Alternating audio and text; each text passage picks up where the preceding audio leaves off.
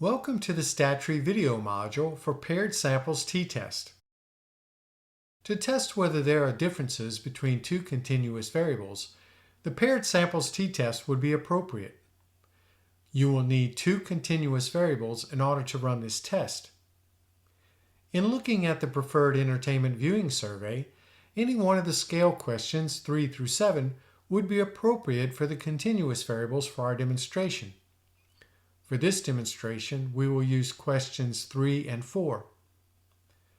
With the PEVS dataset open in SPSS, you would choose linear as the first variable in the pair and rewind as the second variable in the pair.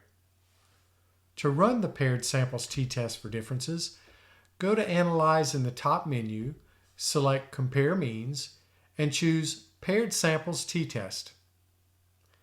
When the Paired Samples t-test dialog box appears, select the linear variable and while holding the Shift key, select the rewind variable. Both variables should be highlighted. Press the arrow button next to the Paired Variables box.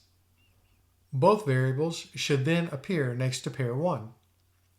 Select Estimate Effect Sizes with Standard Deviation of the Difference under Calculate Standardizer using.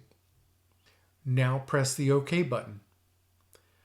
SPSS will generate an output in a new window. As with all statistical tests, the first result to look for is a significance figure associated with the test score.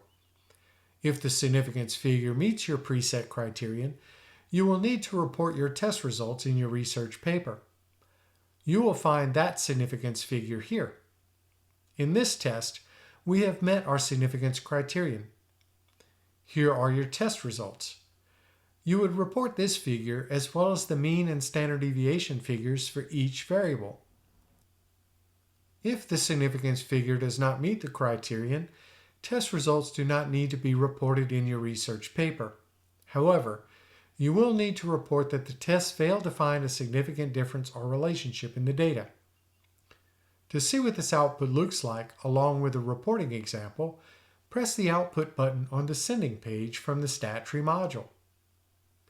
Additionally, these procedures can be run from an SPSS syntax file. The code for this can be copied from the new browser window when you press the Script button on the Sending page from the StatTree module.